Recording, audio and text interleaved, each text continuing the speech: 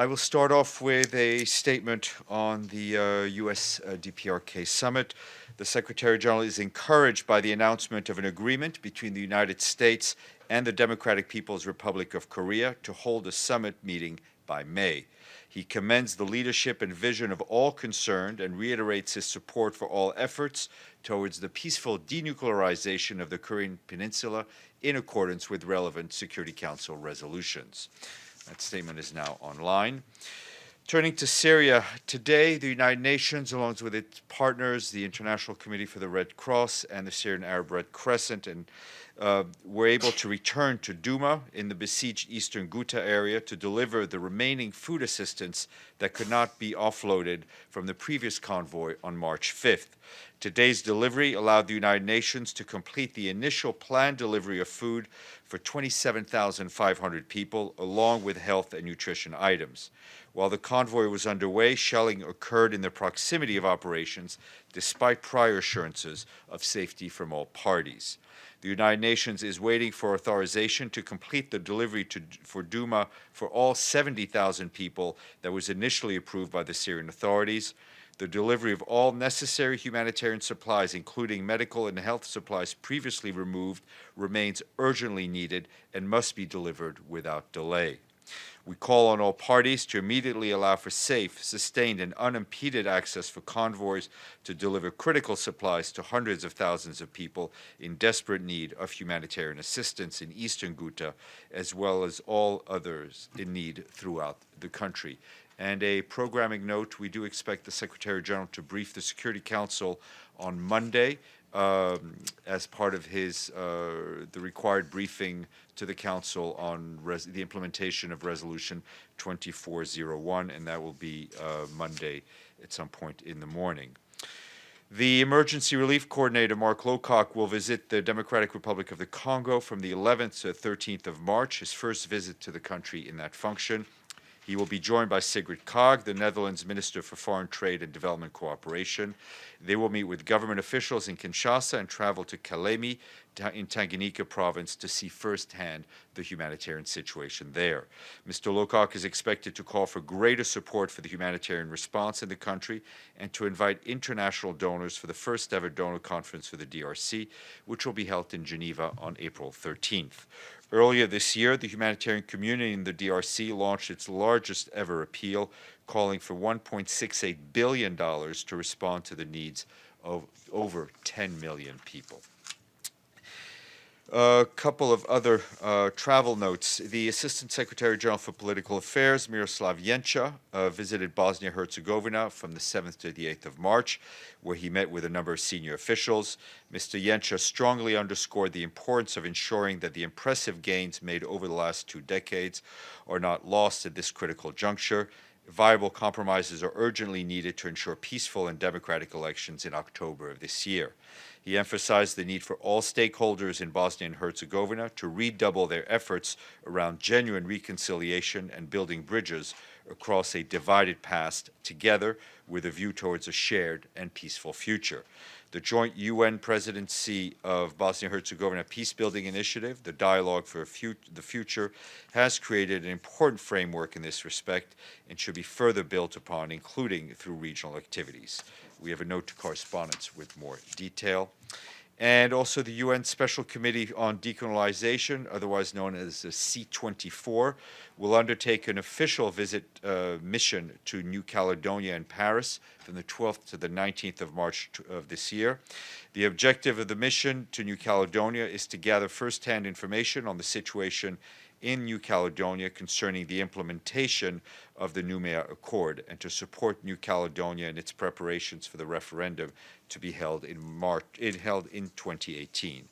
The visiting mission will consist of 4 members of the committee, Cuba, which is chairing, Indonesia, Iraq, and Papua New Guinea. And the humanitarian coordinator for South Sudan, Alain Nudelu, today called for urgent action to avert a worsening food crisis in the country. Over 7 million people, almost 2/3 of the population, could become severely food insecure between May and July without sustained humanitarian assistance and access. Mr. Nudelu said the funding is needed now to reach millions of people with assistance during the dry season through road transport and pre-positioning of life-saving aid supplies. The same activities will be many times costlier if done by air transport during the rainy season. The humanitarian coordinator led a high-level delegation of donors, heads of humanitarian agencies, and partners to the area of Leer in South Sudan's Unity region to see firsthand the plight of 90,000 people living in the area. Although the famine there was stopped due to intensive humanitarian intervention, the situation remains fragile, with about 85% of the population predicted to reach crisis and emergency food insecurity conditions by the end of next month. In Nigeria, our colleagues tell us that humanitarian operations are still temporarily suspended in RANN state in the northeast of the country, following the recent killing of 3 aid workers in the town by non-state armed groups. The humanitarian coordinator, Edward Kalon, is meeting with high-level government officials in Abuja and Maiduguri, where he will travel next week. And I want to flag the second round of intergovernmental negotiations on the Global Compact for Safe, Orderly, and Regular Migration. That will take place on Monday and Thursday next week here at headquarters. The main focus of the second round will be on addressing issues that the co-facilitators of the process believe require further discussion, including differentiation between irregular and regular migration, differentiation between migrants and refugees, implementation and capacity building, as well as a follow-up review.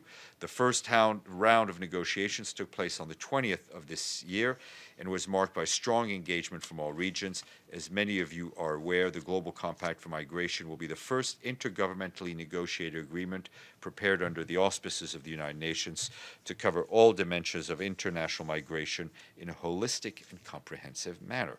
More information on the UN's website on refugees and migrants. Staying on topic, the UN Migration Agency today said the lack of data makes it difficult to keep track of the death of women and migrants. Only 31% of incidents recorded by the agency through its Missing Migrants projects have information on the sex of those who died or went missing.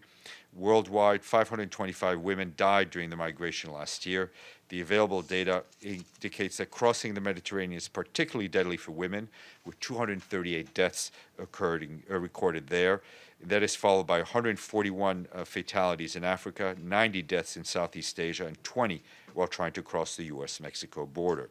The agency says it's critical to seek better information on all those who go missing during migration to understand why people risk their lives and help prevent more deaths. More information on the IOM's website.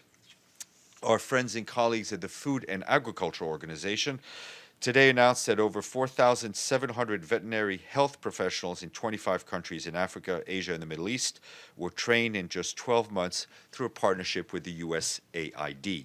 These professionals will be on the front lines of the effort to stop new diseases at their source. According to the FAO, some 75 of new infectious diseases that have emerged in recent decades originated in animals before jumping over to humans. This is why improving adequately discovering and tackling animal disease threats at its source represents a strategic high ground in preempting future pandemics. If you're interested in that kind of stuff, go to the FAO website. Halas, I will take questions. Ms. Lederer. Thank you, Stéphane. I wonder whether the Secretary General has any comment on the South Sudan government's decision to suspend the UN radio station Yes, there. where our colleagues at the mission in South Sudan are in touch with the South Sudanese authorities to clarify the situation. At this point, the UN radio station is still broadcasting. Yes, sir. So any comments on the prospective meeting between the North Korean leader and President Trump? I think that I started off with reading a statement that the Secretary General very much welcomes the announcement and is encouraged by it. That's okay. Yes, sir. Thank you, Stéphane. In East Ghouta, you mentioned DOUMA, and they have big problem in Hamouriya. You never heard about that? Sa'ba, Hamouriya.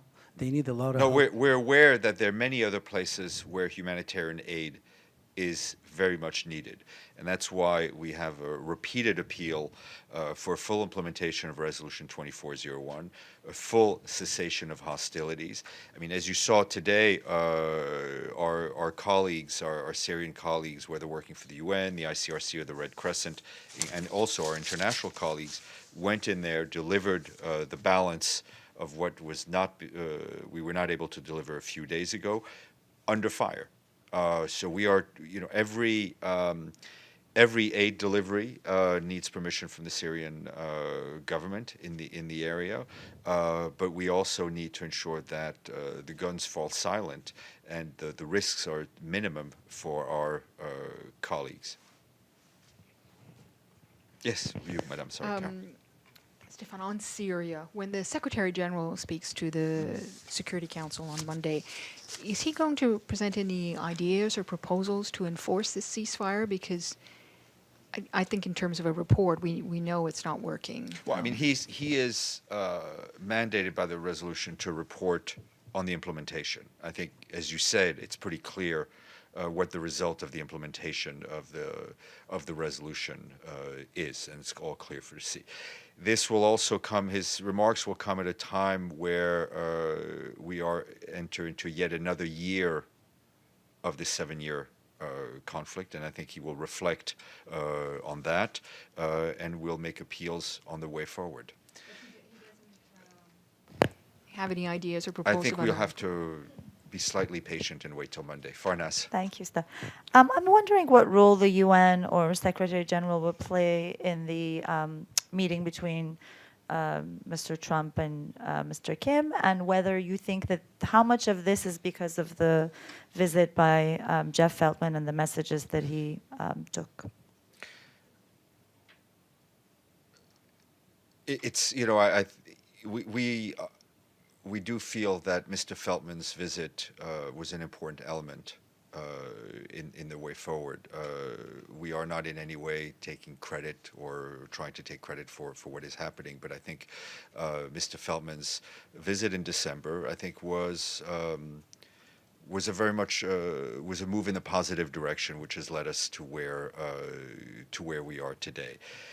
The Secretary General has always said that he was available and will do whatever he can to help facilitate the process, and he remains at the disposal of all the parties involved. Mr. Lee. First, I just wanted to ask if on other talks, if the UN has any comment or reaction to President Kenyatta and Raila Odinga. They had a meeting, they had a press conference, they've said their various things. What does the UN think? I mean, about I that? think anything that will help ease the political tensions in Kenya is to be welcomed. Do you think that the visit by Mr. Obasanjo in the same way had some role in this? I think the role of the Secretary General's high-level mediators is an important one, and as I said, I think for any case, we have a role to play, and we hope that our role played a bit part even in anything that moves in the right direction. And I wanted to ask you a follow-up on yesterday. Yesterday, I'd asked you about what happened during the visit of Prime Minister Netanyahu and Officer Matthew Sullivan. You'd said that he was cast into a light that he hadn't expected, and that was fine. Since found that in a meeting with his cabinet in September 2016, Prime Minister Netanyahu said, this is a quote from his Facebook page translated into English from Hebrew, I met there with Matthew Sullivan, an American security man, a former New York City policeman, and he waits for me every time at the exit. He always gives me his opinion about the speech, and he told me it was an excellent speech, but I had given a better one. I asked him which one was better. He said the bomb speech was better. So it was exactly what was said downstairs yesterday, like almost verbatim. So I guess I want to ask you, it doesn't seem like it was as spontaneous. I don't speak for the Prime Minister of Israel, nor do I write his remarks that he shares with his cabinet. As I said again, Inspector Sullivan is a distinguished supervisor in our security service. And I think I answered your question. I guess my question is and I say this because many staff members have reached out and said they've been told not to speak in exactly this way. So I just want to be clear whether they can or they can't. If the UN was aware of this comment in 2016. Mr. Inspector Sullivan has been put in a very difficult position that he did not, that was not of his own making. Was he aware of this statement in 2016 that he was being quoted? I don't know. Yes, Can I ask about You've asked 5 Okay. questions. Yeah, All right, that's Carol. good. Okay. Can I ask about Central African Republic? You may. Gabon announced today that they're pulling out their troops. Well, they're leaving Yeah. MINUSCA, and I was wondering information on that, and also where does that leave the mission, given that the 900 additional troops, as far as I know, are not there yet from the resolution. I have to check on the exact troop level as it is now, but the decision by Gabon not to send new troops at the end of their rotation in the peacekeeping mission in Central African Republic was made after extensive consultations with the UN's peacekeeping department. The decision not to continue a deployment, any deployment, is ultimately a decision made by a sovereign state. It's a national sovereign decision. As you know, Gabon has been engaged in the Central African Republic since 2014, and we are grateful for the Gabonese for their service with the peacekeeping mission and their contribution to peace and stability in the Central African Republic. Yes, sir. About Yemen, the new guy, he left to Yemen or not yet? The new person, after Ismail with the ship. He will be here in New York next week to meet with the Secretary General. Yes, in the back. Thank you, sir. Unfortunately, every day, many civilians are killed in Fua and Kaferia in Syria. And we didn't heard any voice of UN about this. What's your position? I think we have spoken out repeatedly against the indiscriminate violence that the Syrian people are suffering from in every part of the country. And it remains of great concern to us. And it is one of the many reasons the Secretary General and all his officials have been repeatedly calling for a cessation of hostilities, which is now, in fact, backed by a Security Council resolution, which whose implementation, I think, is clear to all, or lack of implementation is clear to all. Mr. Lee. Sure. I just wanted to ask you, and maybe you don't know, but you could find out, was either the Department of Safety and Security or Inspector Sullivan aware back in September 2016 when the Prime Minister made the comments and put them online saying that this high inspector, as you called him, in the UN, praised my Iran bomb speech? Not aware. And if he had been, I'm not aware that anyone was aware of those comments. Now that you are aware, does what happened yesterday seem as spontaneous as you portrayed it yesterday? It is not for me to say whether or not the things that were done or said by a visiting head of government in this organization is spontaneous or not spontaneous. What I do know is that Mr. Sullivan, Inspector Sullivan, was there to supervise the security arrangements of a high-level guest.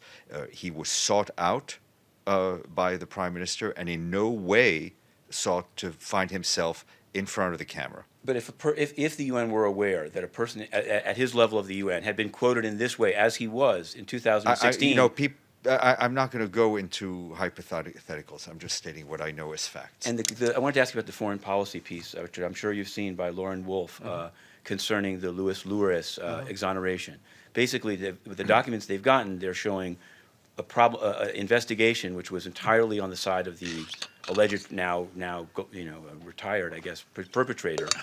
And the questions that were asked seem to be, to many people that look at it, seem to be extremely kind of sexist and leading, and saying like the woman was emotional. I don't know about the veracity of those documents. I know an investigation was done by the WHO.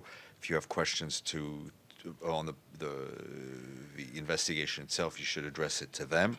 And Mr. Loris has now left the organization. I'm going to go get our guest. Thank you. Quote Mr. Swanson of OIOS, so it's really a secretariat question.